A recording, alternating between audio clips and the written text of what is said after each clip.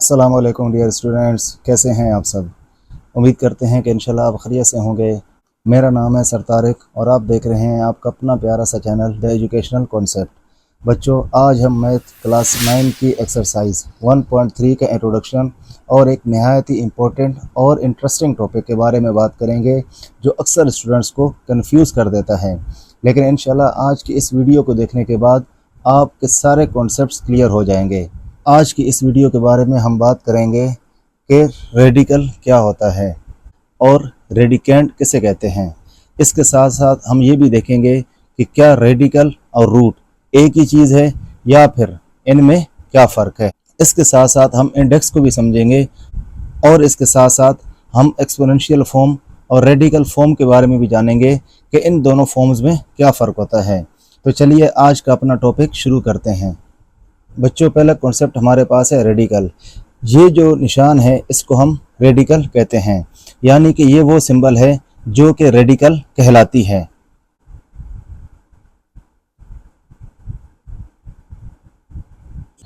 Number 2 पर हमारे पास है रेडिकेंड। बच्चों, इस रेडिकल के अंदर जो नंबर भी लिखा होता है वो हमारे पास रेडिकेंड कहलाता है। फॉर एग्जांपल कि जिस तरह यहाँ पर हमारे पास 49 रेडिकेंड कहलाएगा क्योंकि ये रेडिकल के अंदर लिखा होता है। अगर हम एक और एग्जांपल की बात करें तो ये हमारे पास रेडिकल का साइन हो गया और इसके अंदर हम 36 लिख लेते हैं, तो ये जो 36 है ये हमारे पास रेडिकेंड कहलाएगा क्योंकि ये रेडिकल के अंदर लिखा हुआ है। तो अभी आपने ये जाना कि ये जो हमारे पास सिंबल है ये रेडिकल कहलाता है और इस रेडिकल के अंदर जो नंबर भी मौजूद होगा वो हमारे पास रेडिकेंड कहलाएगा। अभी हम बात करते हैं रूट की और साथ साथ ये भी जानते हैं कि क्या रूट और रेडिकल एक ही चीज़ है या इनमें कोई फ़र्क होता है। डियर स्टूडेंट्स, रूट से मुराद वो नंबर होता है कि जो अपने आप से मल्टीप्लाई होकर असल number they. I repeat again कि रूट से मुराद वो नंबर है कि जिसको उसके अपने ही नंबर से मल्टीप्लाई करें तो वो हमें एक रियल नंबर देता है। फॉर एग्जाम्पल कि अगर हम बात करते हैं कि 36 का रूट क्या है, तो 36 का रूट जो है वो हमारे पास 6 कहलाएगा क्योंकि 36 की जो बेस वैल्यू है वो 6 है, यानी कि 6 को 6 से मल्टीप्लाई करने से हमारे पास 36 आता है। तो जो 36 का रूट है वो हमारे पास 6 कहलाएगा। इसी तरह एक और एग्जांपल ले लेते हैं। अगर हम फर्ज करते हैं कि 49 का रूट क्या है, तो 49 की जो बेस वैल्यू होगी वो हमारे पास 7 होगी क्योंकि 7 को 7 ही से मल्टीप्लाई करने से हमारे पास 49 आता है। तो इसलिए 49 को जो रूट है वो हमारे पास 7 कहलाएगा। इसी तरह के 5 का रूट क्या है, तो ऐसा कोई नंबर नहीं है कि हम उसी नंबर को उसी से मल्टीप्लाई करें तो हमारे पास 5 आ जाए।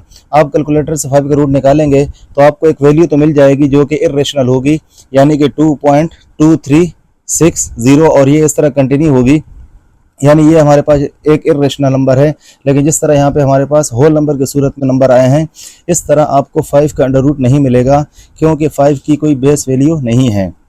यानी कि बच्चों, रूट से मुराद वो नंबर होता है कि हम एक नंबर को उसी नंबर से मल्टीप्लाई करें तो हमारे पास असल वैल्यू आ जाए।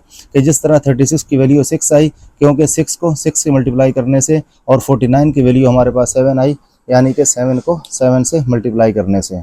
यानी कि बच्चों, ये हमारे पास रेडिकल कहलाता है और रेडिकल के अंदर जो भी नंबर हमारे पास होगा वो हमारे पास रेडिकेंड कहलाएगा और इस रेडिकेंड के कम्बिनेशन को हम रूट कहते हैं। यानी कि 64 किसका रूट है? 8 का, क्योंकि 8 को 8 से मल्टीप्लाई करेंगे तो हमारे पास 64 आ जाएगा। हरफ आखिर ये कि ये जो सिंबल है ये हमारे पास रूट नहीं कहलाता बल्कि ये हमारे पास रेडिकल कहलाता है। और रूट से मुराद वो नंबर होता है कि जो अपने आप से मल्टीप्लाई होकर असल नंबर दे। यानी कि जिस तरह 36 का रूट 6 है, 64 का रूट 8 है, इसी तरह 100 का जो रूट है वो हमारे पास 10 हो जाएगा क्योंकि 10 को 10 से मल्टीप्लाई करने से हमारे पास 100 आता है। तो बच्चों, उम्मीद करते हैं कि आप रेडिकल, रेडिकेंड और रूट के बारे में बहुत अच्छी तरह जान गए होंगे। अभी हम बात करते हैं इंडेक्स के बारे में। नंबर 4 पर हमारे पास है इंडेक्स। इंडेक्स से मुराद एक ऐसा नंबर जो कि इस रेडिकल के लेफ्ट साइड पर इस जगह पर लिखा होता है और ये इंडेक्स हमें ये बताता है कि ये रूट किस डिग्री का है। फॉर एग्जांपल हम इंडेक्स 3 ले लेते हैं और रूट के अंदर हम एक नंबर लिख लेते हैं, मिसाल के तौर पर 27।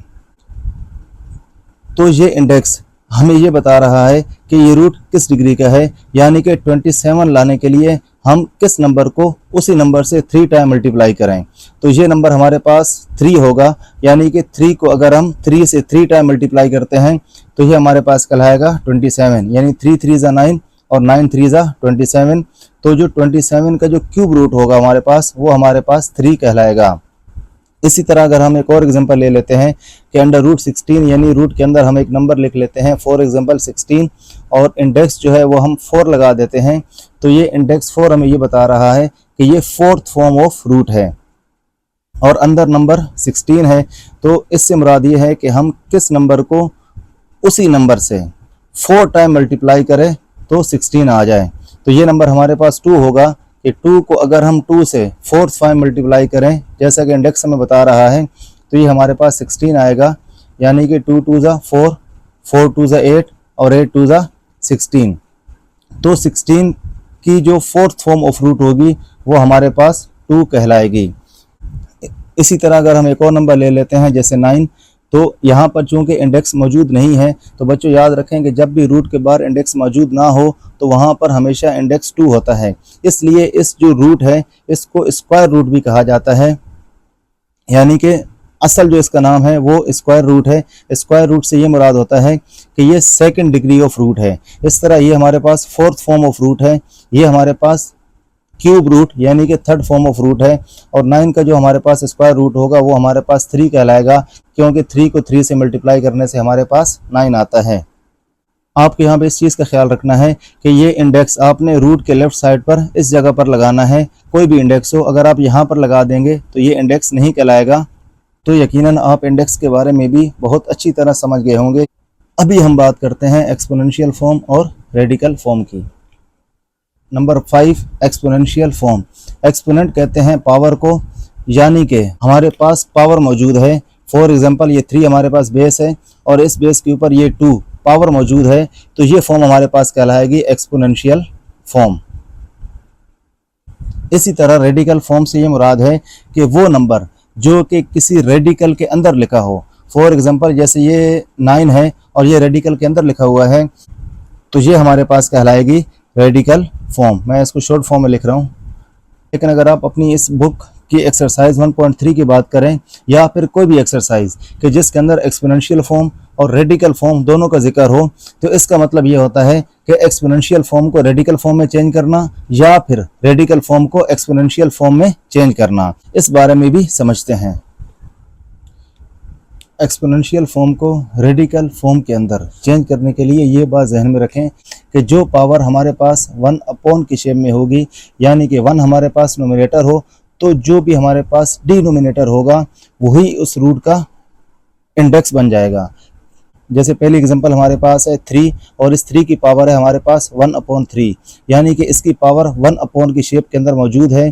तो ये जो बेस 3 है ये हमारे पास रेडिकेंड बन जाएगा, यानी कि ये इस रेडिकल के अंदर आ जाएगा। और ये 3 चूंकि ये 1 की शेप के अंदर है, तो ये हमारे पास 3 इंडेक्स बन जाएगा और यही फॉर्म हमारे पास कहलाती है रेडिकल फॉर्म। तो इसी तरह जो है हम बाकी फॉर्म को भी एक्सपोनेंशियल फॉर्म से रेडिकल फॉर्म के अंदर चेंज कर सकते हैं। दूसरी मिसाल हमारे पास मौजूद है 64 और इसकी पावर हमारे पास है 1/2।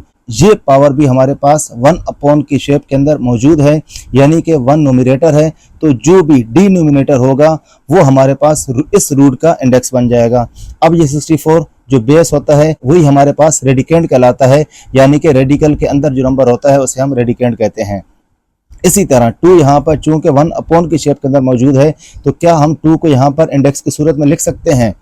तो बच्चों इसका जवाब ये है कि ये 2 बेशक इस रूट का इंडेक्स है, लेकिन हम 2 को इंडेक्स की सूरत में नहीं लिख सकते। ये बात आप याद रखें कि जब भी किसी रूट का इंडेक्स 2 होगा तो हम 2 को नहीं लिखेंगे, क्योंकि ये जो रूट होता है ये स्क्वायर रूट कहलाता है। स्क्वायर रूट से मुराद है कि 64 को लाने के लिए अगर हम 8 को 8 से मल्टीप्लाई करें तो ये हमारे पास 64 कहलाएगा, और स्क्वायर से मुराद 2 ही होता है। तो इसलिए बस आपने इतना याद रखना है कि अगर किसी रूट का इंडेक्स 2 हो तो उस 2 को लिखने की ज़रूरत नहीं। एग्जाम्पल नंबर 3 हमारे पास है 36 और 36 की पावर हमारे पास 2/4 है। तो चूँकि यहाँ पर ये हमारे पास 1 की शेप में नहीं लिखा हुआ, इसलिए हम इस 4 को डायरेक्ट इंडेक्स में नहीं लिख सकते, क्योंकि पहले हमें इसको थोड़ा सा सिंप्लीफाई करना पड़ेगा। और सिंप्लीफाई करने का मेथड बहुत सिंपल है कि आपने ये जो भी बेस है उसको आपने पहले लिख लेना है, और जो भी इसका न्यूमरेटर है अगर वो 1 नहीं है तो वो आपने इसकी पावर बना देना है, और अगर 2 इसकी पावर बन जाएगा तो यहाँ पर रह जाएगा 1/4। अगर आप इसको सिंप्लीफाई भी करेंगे तो दोबारा यही कंडीशन आ जाएगी, यानी कि 2 1 2 और नीचे 4, और 4 हमारे पास न्यूमरेटर की सूरत में आ जाएगा। अब हम इसको इस तरह लिख सकते हैं कि ये हमारे पास एक रेडिकल, और ये जो बेस है 36 ये हमारे पास रेडिकेंड बन जाएगी, और ये 2 की पावर हमारे पास इस रेडिकेंड की पावर आ जाएगी, और ये 4 चूँकि अब ये 1 की शेप में आ चुका है तो इसलिए ये 4 हमारे पास इंडेक्स बन जाएगा। बच्चों, ये मेथड समझाने का मकसद ये है कि बच्चे यहाँ पर 4 को इंडेक्स तो लिख लेते हैं, लेकिन फिर उनको ये समझ नहीं आ रही होती कि हम इस 2 का क्या करें। तो बस आपने ये याद रखना है कि अगर आपके पास कोई पावर 2/4 है, 3/5 है, यानी कि 1 की शेप के अंदर मौजूद नहीं है, तो आपने सिंपली ये करना है कि जो पावर का न्यूमरेटर है उसको आपने इस बेस की पावर बना देना है, और चूंकि ये 2 यहाँ पर आ गया, यहाँ पे सिर्फ 1 बच गया, तो जो डिनोमिनेटर है वो आपके पास 1 की शेप में आ जाएगा, कि जिस तरह ये 4 यहाँ पर 1 की शेप में आ चुका है। अगले मेथड में आपने ये करना है कि आपने एक रेडिकल का साइन लगाना है, और ये जो बेस है ये यहाँ पे रेडिकेंड बन जाएगा, और ये जो पावर है ये भी आप इसको रेडिकेंड की पावर की सूरत में लिखेंगे।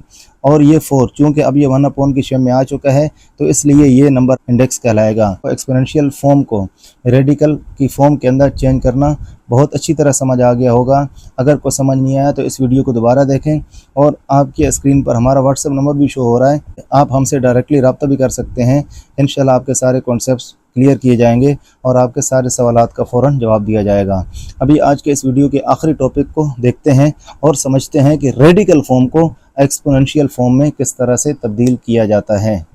आज के इस वीडियो का आखिरी टॉपिक हमारे पास है कि transform the radical form into exponential form, यानी कि अब हम रेडिकल फॉर्म को, कि जिसके ऊपर रेडिकल का साइन होता है, इसको हम एक्सपोनेंशियल फॉर्म के अंदर चेंज करना सीखेंगे। तो पहली चीज़ जो कि आपने समझना है कि रेडिकल फॉर्म को एक्सपोनेंशियल फॉर्म में चेंज करने के लिए वो ये है कि आपने इस इंडेक्स को 1 की शेप में लेकर आना है, यानी कि 1 को न्यूमरेटर और ये जो भी इंडेक्स होगा इसको आपने डिनोमिनेटर बना देना है। पहली एग्जांपल हमारे पास है √27 के जिसका इंडेक्स हमारे पास 3 है। तो हम इसको ये करेंगे कि ये जो रेडिकल है इसको हम बेस बना देंगे, यानी कि इस 27 को हम रेडिकेंड से बाहर लिख देंगे, और ये जो इंडेक्स है इसको हम ले आएंगे 1/3 की फॉर्म में। तो इस तरह हमने इस रेडिकल फॉर्म को एक्सपोनेंशियल फॉर्म में तब्दील कर दिया है। एक और एग्जांपल हमारे पास है √36। तो इसके अंदर सेम मेथड, ये जो रेडिकेंड है इसको हम बेस बना देंगे, यानी इसको रेडिकल से बाहर लिख देंगे, और इसके बाहर चूंकि कोई इंडेक्स मौजूद नहीं है तो इसका मतलब ये है कि ये हमारे पास एक स्क्वायर रूट है, और स्क्वायर रूट या फिर ऐसा रूट के जिसके बाहर इंडेक्स मौजूद ना हो, तो इसका मतलब ये होता है कि वो इंडेक्स हमारे पास 2 है, तो इसको भी हम 1/2 यानी इंडेक्स 2 को 1 की फॉर्म में लिख देंगे। तो इस तरह ये फॉर्म भी हमारे पास एक्सपोनेंशियल फॉर्म के अंदर तब्दील हो चुकी है। तीसरी एग्जांपल हमारे पास है कि ये रेडिकेंड 49 और इसके ऊपर पावर भी मौजूद है और बाहर इंडेक्स 7 भी मौजूद है। तो इसके लिए पहले हमें ये करना पड़ेगा कि हमें इस 49 को बेस बनाना पड़ेगा और इसके ऊपर पावर एज इट इज़ मौजूद रहेगी, और ये जो 7 है यानी ये जो इंडेक्स है इसको हम 1/7 की फॉर्म में ले आएंगे। और ये बात आप जानते भी हैं कि जब एक नंबर की पावर 2 या 2 से ज़्यादा हो जाए तो वो आपस में मल्टीप्लाई हो जाएंगी। तो चूँकि ये आपस में 2 और 7 आपस में मज़ीद कैंसिल आउट नहीं हो सकते, तो हम नोमिनेटर को नोमिनेटर के साथ यानी 2 को 1 के साथ मल्टीप्लाई करा देंगे, और डिनोमिनेटर यानी 1 को, किसी नंबर का डिनोमिनेटर ना हो तो वहाँ पे 1 होता है, 1 को इस 7 के साथ मल्टीप्लाई करा देंगे, तो ये हमारे पास आ जाएगा 2/7। तो इस तरह 49 जो कि पहले हमारे पास रेडिकल फॉर्म के अंदर मौजूद था, अब हमारे पास चेंज हो गया एक्सपोनेंशियल फॉर्म के अंदर आ चुका है। तो बच्चों, आज की इस वीडियो के अंदर आपने रेडिकल, रेडिकेंड और इसके साथ साथ इंडेक्स और एक्सपोनेंशियल फॉर्म और रेडिकल फॉर्म को सीखा है। उम्मीद करते हैं कि आप इस वीडियो के अंदर मौजूद तमाम टॉपिक्स को बहुत अच्छी तरह समझ गए होंगे। तो इस वीडियो को लाइक करना और शेयर करना मत भूलिएगा, क्योंकि इस वीडियो को आप तक पहुंचाने के लिए काफ़ी मेहनत लगती है। इस वीडियो में मौजूद किसी भी टॉपिक के बारे में अगर आपको कोई समझ ना आई हो तो आप अपने स्क्रीन पर दिए गए व्हाट्सएप नंबर पर हमसे डायरेक्टली रब्ता कर सकते हैं। इंशाल्लाह आपके तमाम कॉन्सेप्ट को दूर किया जाएगा और आपके तमाम सवालात का फ़ौरन जवाब दिया जाएगा। इंशाल्लाह आने वाले दिनों में एक और वीडियो के साथ आपकी खिदमत में दोबारा हाजिर होंगे। तब तक अपना बहुत सारा ख्याल रखिएगा। इजाज़त दीजिए। अल्लाह हाफिज़।